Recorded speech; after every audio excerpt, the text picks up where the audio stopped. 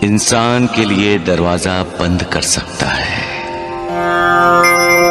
लेकिन मालिक का दरवाजा कभी किसी के लिए बंद नहीं होता। वो कभी किसी को नहीं ठुकराता है, वो दयालु है। लेकिन इंसान बुरे कर्म करता है तो उसे भी दुख होता है और वो बुरे कर्म करने वालों को उसके कर्मों का बुरा ही फल देता है। कठिनाइयों को मात देना ही जीवन है माँ जी। इंसान की जिंदगी समुद्र की तरह है, जिसमें ज्वार भाटा आता ही रहता है। जिंदगी भर हालात एक जैसे नहीं रहते। कभी तूफान आता है तो कभी शीतल हवा चलती है, कभी प्रलयंकारी लहरें उछलती हैं तो कभी छोटे छोटे बच्चों की तरह दौड़ने वाली लहरें दौड़ती हैं। हर हालात में जो मालिक को याद करता है, मालिक उसका साथ देता है। लेकिन इंसान को पछतावा हो जाए तो वो उसे माफ भी कर देता है। माफी देने वाला वो एक ही है।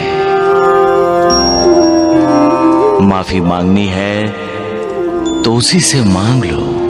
किसी के दरवाजे पर दस्तक देनी है तो उसी के दरवाजे पर दस्तक दो। कोई अभिलाषा करनी हो तो मालिक की कृपा की अभिलाषा करो। कुछ पाना चाहते हो तो मालिक को पाओ, कल्याण होगा। मालिक की शरण में जाओ, उद्धार होगा। सबका मालिक एक। ये संसार दुख, दर्द, पीड़ा, वेदना से भरा है। इसलिए हर कोई सुख की खोज में निकलता है, परंतु माया, मोह, लोभ के चक्रव्यूह में फंस जाता है। दुख तो अंत तक इंसान का पीछा करते हैं और इंसान उन पर विजय पाने की लगातार कोशिश करता रहता है, और उस कोशिश में वो सर्वशक्तिमान परमेश्वर को भूल जाता है। इंसान अपनी हार मानना नहीं चाहता और सुखी होने का नाटक करता है। लेकिन क्यों? हम सच्चाई से दूर क्यों भागते हैं? हम ये क्यों नहीं समझते कि दर्द और दुख कुछ नहीं है?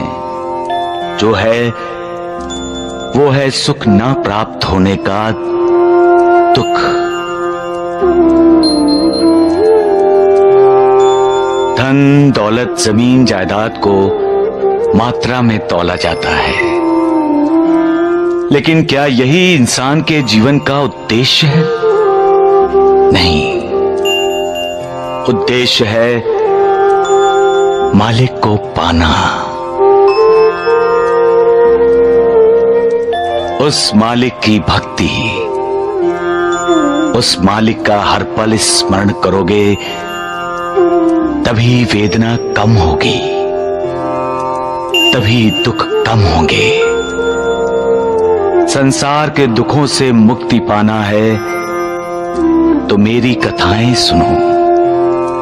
सुख और संतोष को पाने का यही एक सरल उपाय है। सिर्फ साईं साईं बोलने से ही पाप, ताप, शाप नष्ट हो जाएंगे।